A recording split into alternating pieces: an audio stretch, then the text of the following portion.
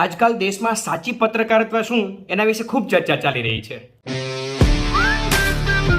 પરંતુ ખરેખર સાચો પત્રકાર કોને કહેવાય, સાચી પત્રકારિત્વ કોને કહેવાય, એના માટેનું સરસ મજાનું ઉદાહરણ તમારા સમક્ષ રજૂ કરું છું.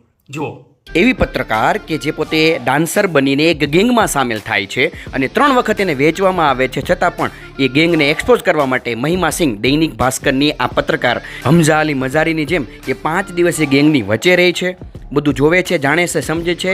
એને ખુદને 3 વખત વેચી નાખવામાં આવે છે, ત્યારબાદ એ બધું ટોર્ચર કરવામાં આવે છે. છતાં પણ આ બધું વાતને એક્સપ્લોર કરવા માટે એ જોવે છે કે માઇનર ગર્લ્સને ટ્રાફિકિંગ કરવામાં આવે છે, ત્યારબાદ એને વેચવામાં આવે છે, એને ઇન્જેક્શન આપીને મોટી કરી દેવામાં આવે છે, ત્યારબાદ જો એ પ્રેગ્નન્ટ થાય તો એમને કહેવાય છે કે એમના બાળકોને પણ વેચી નાખવામાં આવે છે. આવડું મોટું આ રેકેટ હતું આ પર્દાફાશ કરનારી એ મહિમા સિંહ ખરેખર સેલ્યુટને પાત્ર છે. સાચું પત્રકારત્વ આને કહેવાય, આખી ગેંગને એક્સપોઝ કરે છે. સલામ છે મહિમા સિંહ જેવા પત્રકારોને.